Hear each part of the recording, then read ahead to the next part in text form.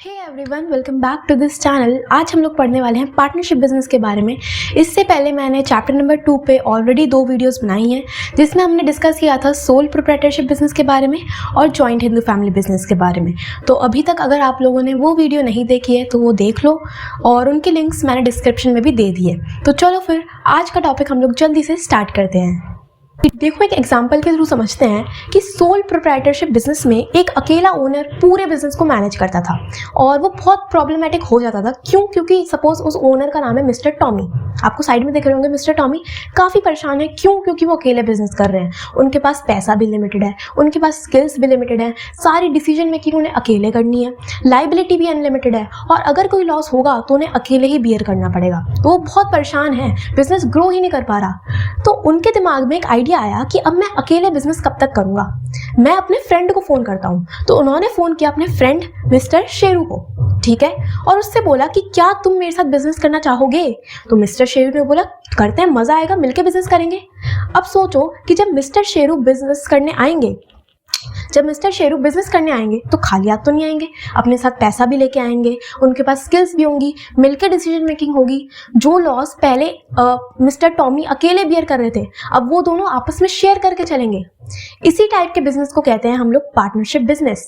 ठीक है, कि जब 2 या 2 से ज़्यादा लोग मिलके बिजनेस करेंगे, बिजनेस में मिलके पैसा लगाएंगे, बिजनेस के प्रॉफिट्स और लॉसेस को आपस में शेयर करेंगे, सारी डिसीजन मेकिंग मिलके करेंगे, उसी टाइप के बिजनेस को हम कहते हैं पार्टनरशिप बिजनेस। अब इस केस में मिस्टर टॉमी कितने खुश हो गए, है ना। अब मिलके बिजनेस होगा तो बिजनेस ग्रो भी कर पाएगा। इसी टाइप के बिजनेस को हम कहते हैं पार्टनरशिप बिजनेस। समझ में आया क्या?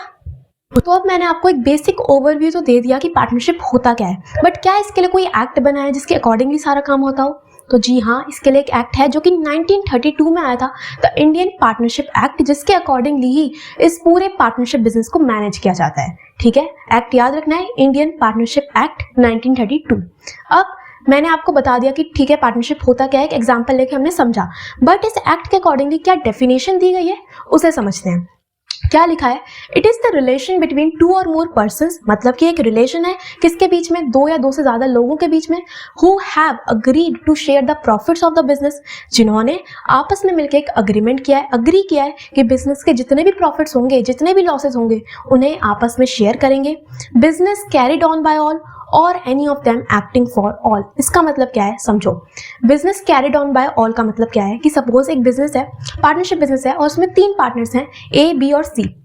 Business carried on by all का मतलब क्या है कि जब तीनों पार्टनर्स बिजनेस को मिलके मैनेज करेंगे, उसे कहते हैं business carried on by all. ठीक है, और अगर सपोज बी और सी काम नहीं कर रहे, कुछ टाइम वो छुट्टी पे गए हैं, तो ए जितना भी काम करेगा, अगर ए जो भी काम करेगा उससे कुछ भी फायदा होता है, कुछ भी प्रॉफिट होगा, तो वो बी और सी भी शेयर करेंगे। और अगर ए के किसी भी एक्ट से कुछ लॉस होता है तो उस लॉस के लिए बी और सी भी लायबल होंगे। मतलब या तो सब लोग मिलके बिजनेस करेंगे या फिर कोई एक सबके बिहाफ पे काम करेगा, बट उस एक्ट के लिए बाकी पार्टनर्स भी लायबल होंगे। उसे क्या कहते हैं? Any of them acting for all. Clear हुई definition? That it is the relation between 2 और more persons who have agreed to share the profits of the business carried on by all और any of them acting for all. समझ में आया? Basic overview. I hope आप लोगों को समझ में आया होगा कि पार्टनरशिप होता क्या है। ठीक है, अच्छा, मैंने आपको बताया कि जितने पार्टनर्स हैं वो मिलके अग्रीमेंट बनाते हैं। देखो अग्रीमेंट में होता क्या है, जितने ही पार्टनर्स हैं वो एक अग्रीमेंट बनाते हैं, एक डॉक्यूमेंट बनाते हैं जिसमें वो अपने बिजनेस से रिलेटेड सभी चीज़ें लिख के चलते हैं। बिजनेस की जितनी भी टर्म्स एंड कंडीशंस हैं वो उस डॉक्यूमेंट में लिखी जाती हैं और उसी डॉक्यूमेंट को हम कहते हैं पार्टनरशिप डीड। ठीक है, एक ऐसा डॉक्यूमेंट जिसमें पार्टनरशिप बिजनेस से रिलेटेड सभी टर्म्स एंड कंडीशंस स्पेसिफाई होती हैं, उसी डॉक्यूमेंट को कहते हैं पार्टनरशिप डीड। दूसरी बात, ये डीड ओरली भी बनाई जा सकती है और रिटन में भी बनाई जा सकती है। ठीक है, बट प्रेफर हमेशा यही किया जाएगा कि वो रिटन में हो ताकि वो एज एन एविडेंस काम आ सके। ओके, अब उस डीड में आता क्या क्या है, आपको साइड में सभी चीज़ें दिख जाएंगी, जैसे कि नेम ऑफ द फर्म, कहाँ पे आपका जो बिजनेस है वो लोकेटेड है, कितने पार्टनर्स हैं, क्या उनका नाम है, उनका एड्रेस क्या है, कितना इंटरेस्ट ऑन कैपिटल होने वाला है, इंटरेस्ट ऑन ड्रॉइंग्स कितना होगा, लोन पे आप कितना इंटरेस्ट देने वाले हो, कितना रेंट होगा, कमीशन, बोनस, सैलरीज कितनी कितनी होने वाली है, किस तरह प्रॉफिट्स और लॉसेस को शेयर करोगे, क्या रेशियो होगी, अगर आपको किसी नए पार्टनर को एडमिट करना है तो किस तरह होगा, अगर कोई पार्टनर रिटायर होना चाहता है तो क्या प्रोसीजर रहेगा, किस तरह आपको कैपिटल को सेटल आउट करना है, अगर पार्टनर्स के बीच में कुछ भी कॉन्फ्लिक्ट्स होते हैं, डिस्प्यूट्स होते हैं तो उन्हें कैसे सेटल करोगे। तो बेसिकली आपको जितनी भी चीज़ें एक पार्टनरशिप बिजनेस से रिलेटेड लिख के चलनी है, उसी डॉक्यूमेंट को हम कहते हैं पार्टनरशिप डीड। क्लियर?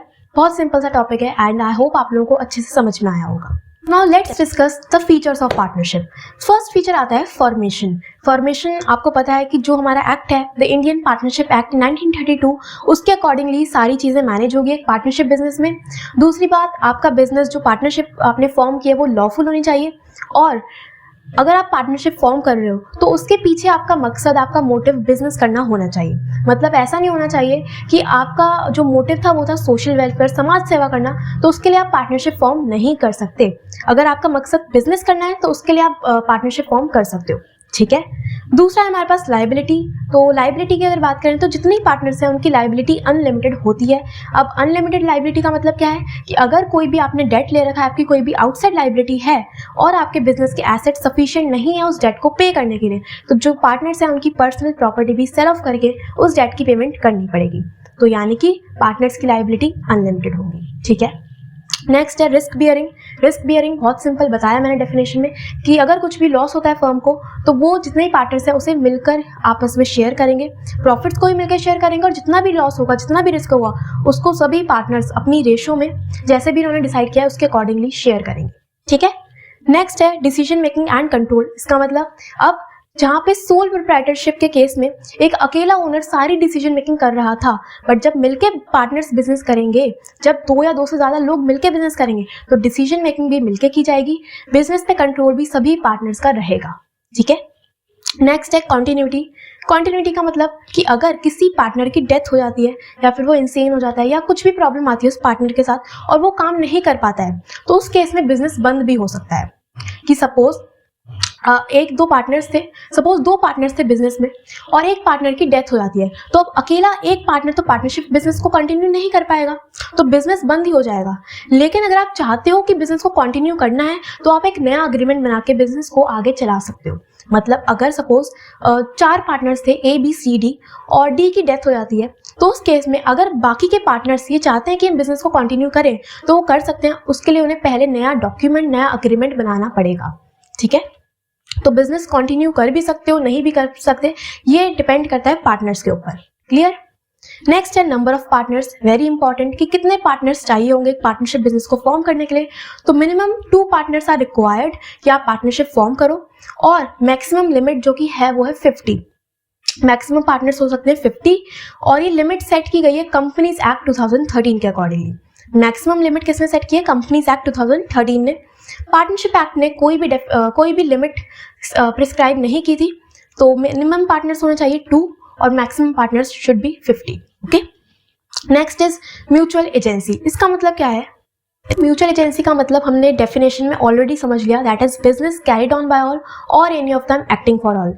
इसमें क्या होता है कि जितने पार्टनर्स हैं वो दूसरे पार्टनर का एजेंट भी होता है और प्रिंसिपल भी होता है। एग्जाम्पल के थ्रू समझते हैं कि सपोज 3 पार्टनर्स हैं A, B और C, और B और C काम नहीं कर रहे या फिर वो छुट्टी पे गए हैं, तो A जितना भी काम करेगा, अगर A को कोई फायदा होता है या कुछ लॉस होता है तो उसके लिए B और C भी लायबल होंगे। यानी कि A क्या है? एजेंट है जिसके एक्ट बाकी पार्टनर्स को बाइंड करेंगे। ठीक है। और एक प्रिंसिपल कैसे है कि अगर B और C कुछ काम करते हैं, कुछ उनसे लॉस होता है, तो उस केस में A भी उनके लिए लायबल होगा। तो A क्या है? बाकी पार्टनर्स का प्रिंसिपल भी है। एजेंट मतलब कि एक पार्टनर के जो एक्ट है, एक पार्टनर का एक्ट बाकी पार्टनर्स को बाइंड करेगा और वही पार्टनर बाकी पार्टनर्स के एक्ट से बाइंड होगा, यानी कि वो क्या है? प्रिंसिपल है। ठीक है। म्यूचुअल एजेंसी समझ में आया?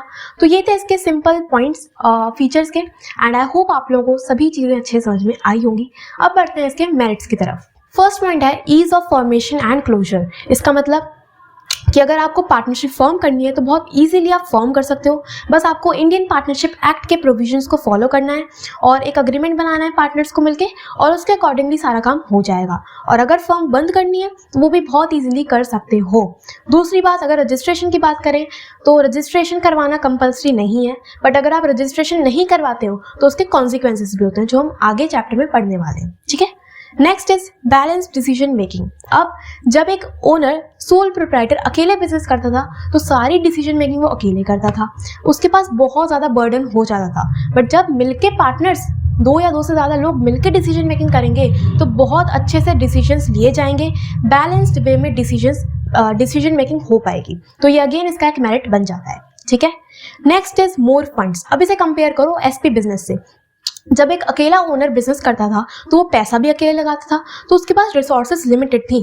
बट जब मिलके बिजनेस किया जाएगा, जब पार्टनर्स मिलके बिजनेस करेंगे तो पैसा भी मिलकर लगाएंगे, तो उसके कंपैरिजन में, एसपी बिजनेस के कंपैरिजन में पार्टनरशिप बिजनेस में फंड्स ज़्यादा होंगे। ओके, तो बिजनेस ग्रो भी कर पाएगा। तो ये अगेन इसका एक मेरिट बन जाता है। Clear. Next is sharing of risk. हमने पढ़ा कि जब पार्टनर्स मिलकर बिजनेस करेंगे तो जितना भी रिस्क है, जितना भी लॉस है, वो मिलके ही शेयर करेंगे, तो एक पर्सन के ऊपर सारा बर्डन नहीं आएगा, ठीक है। और लास्ट इज सीक्रेसी। ये वाला पॉइंट हमने एसपी बिजनेस में ही पढ़ा था कि लॉ ने कोई भी रूल नहीं बनाया कि एक पार्टनरशिप बिजनेस को अपनी बुक्स ऑफ अकाउंट, अपने फाइनेंशियल स्टेटमेंट्स पब्लिकली ओपन रखने, तो वो अपनी जितनी भी इंटरनल इन्फॉर्मेशन है वो सीक्रेट रख सकते हैं। तो यहाँ पे सीक्रेसी मेंटेन होती है, तो ये इसका मेरिट बनता है। क्लियर हुआ। सिंपल पॉइंट्स थे एंड आई होप आप लोगों को अच्छे से समझ में आए होंगे। तो अब डिस्कस करते हैं इसकी लिमिटेशंस। फर्स्ट पॉइंट है अनलिमिटेड लाइबिलिटी। अनलिमिटेड लाइबिलिटी का मतलब आप लोगों को अब तक पता चल ही गया होगा कि अगर बिजनेस की अगर कोई लाइबिलिटी है, कोई डेट है और बिजनेस एसेट्स अगर सफिशिएंट नहीं है उस डेट को पे करने के लिए, तो पार्टनर्स को अपनी पर्सनल प्रॉपर्टी सेल ऑफ करके उस डेट की पेमेंट करनी पड़ेगी। तो लाइबिलिटी कैसी है? अनलिमिटेड। तो ये इसकी लिमिटेशन बन जाती है। Next is limited resources. अब ये कैसे? अभी हमने मेरिट्स में पढ़ा मोर फंड्स, बट वो हमने कंपेयर किया था एसपी बिजनेस से। बट अगर हम बात करें कंपनीज की, बड़ी बड़ी एमएनसीज की, तो उनके पास तो और पैसा है, उनके पास तो रिसोर्सेज और ज़्यादा हैं। तो उसके कंपैरिजन में, कंपनी के कंपैरिजन में पार्टनरशिप बिजनेस में कहीं ना कहीं रिसोर्सेज लिमिटेड रहती हैं, ठीक है। अभी हम आगे पढ़ेंगे पब्लिक कंपनी क्या होती है, तो वहाँ पे कोई लिमिट ही नहीं है। जितने भी मेंबर्स एक पब्लिक कंपनी में काम कर सकते हैं तो वहाँ पे उतना ही ज़्यादा पैसा लगता है। बट पार्टनरशिप में तो एक लिमिट है कि 50 तक ही आप पार्टनर्स अलाउ कर सकते हो। तो यहाँ पे कंपनी के कंपैरिजन में पैसा लिमिटेड होगा, रिसोर्सेज लिमिटेड होंगी, तो यहाँ पे ये इसका एक डीमेरिट बन जाता है। Okay. Next is possibility of conflicts. इसका मतलब जब सोल प्रोप्राइटर बिजनेस हमने पढ़ा तो उस केस में ओनर अकेले सारी डिसीजन मेकिंग कर रहा था, उसे किसी से कंसल्ट करने की जरूरत नहीं थी। बट इस केस में जब 2 या 2 से ज़्यादा लोग मिलकर डिसीजन मेकिंग करेंगे, मिलके ओपिनियंस शेयर करेंगे, तो कॉन्फ्लिक्ट्स के चांसेस बढ़ सकते हैं, डिबेट के चांसेस बढ़ सकते हैं, लड़ाई झगड़े हो सकते हैं, ठीक है। हो सकता है किसी का, एक पार्टनर का डिसीजन दूसरे वाले को अच्छा ना लगे, उसे एक्सेप्ट ना करे, तो यहाँ पे कॉन्फ्लिक्ट्स के चांसेस होते हैं। तो ये इसका एक डीमेरिट बन जाता है। Clear. Next is lack of continuity. इसका मतलब हमने अभी पढ़ा फीचर्स में कि अगर किसी पार्टनर की डेथ हो जाती है या फिर उसके साथ कुछ भी सिचुएशन अकर होती है तो बिजनेस एंड पे भी आ सकता है। बाकी पार्टनर्स मिलके अगर चाहें तो बिजनेस को कंटिन्यू कर सकते हैं, बट उसके लिए उन्हें पहले एक नया अग्रीमेंट बनाना पड़ेगा जो कि टाइम टेकिंग होगा, थोड़ा टाइम लगेगा, और तब तक के लिए आपका बिजनेस बंद हो जाता है, ठीक है। तो ये इसका अगेन एक डीमेरिट बनता है। क्लियर। और last step lack of public confidence. इसका मतलब क्या है कि जब आप जितनी आपकी इंटरनल इन्फॉर्मेशन है वो आप सीक्रेट रखोगे, आपको अपनी फाइनेंशियल स्टेटमेंट्स पब्लिक में ओपन नहीं रखनी है, तो उससे कहीं ना कहीं पब्लिक भी अपना कॉन्फिडेंस लूज़ करती है कि अगर हम इस बिज़नेस में इन्वेस्ट करना चाहेंगे तो हमें पहले फाइनेंशियल स्टेटमेंट्स तो दिखाओ, जो कि एक रूल है ही नहीं, ठीक है। क्लियर हुआ। तो ये भी इसका एक डीमेरिट बन जाता है कि सपोज मुझे किसी पार्टनरशिप फर्म का पार्टनर बनना है तो मैं पहले देखूंगी कि उसकी क्या फाइनेंशियल स्टेटमेंट्स हैं, उनकी फाइनेंशियल पोजीशन क्या है, पर वो मुझे पता कैसे चलेगी? उनकी बुक्स ऑफ अकाउंट तो मैं देख ही नहीं सकती, है ना। तो इस केस में ये इसका एक डीमेरिट बन जाता है। क्लियर हुआ। तो ये पूरा एक टॉपिक था हमारा, पार्टनरशिप होता क्या है, उसके फीचर्स क्या हैं, मेरिट्स और डीमेरिट्स हमने डिस्कस किए। बाकी अभी और भी चीज़ें इस बिजनेस में हमें पढ़नी है, जैसे कि कितने टाइप्स के पार्टनर होते हैं, पार्टनरशिप के क्या क्या टाइप्स हैं, रजिस्ट्रेशन क्या होता है, तो वो कुछ टॉपिक्स बचे हैं जो कि मैं नेक्स्ट वीडियो में कवर करूँगी। आज की वीडियो में इतना ही रखते हैं एंड आई होप आप लोगों को सभी टॉपिक्स अच्छे समझ में आए होंगे।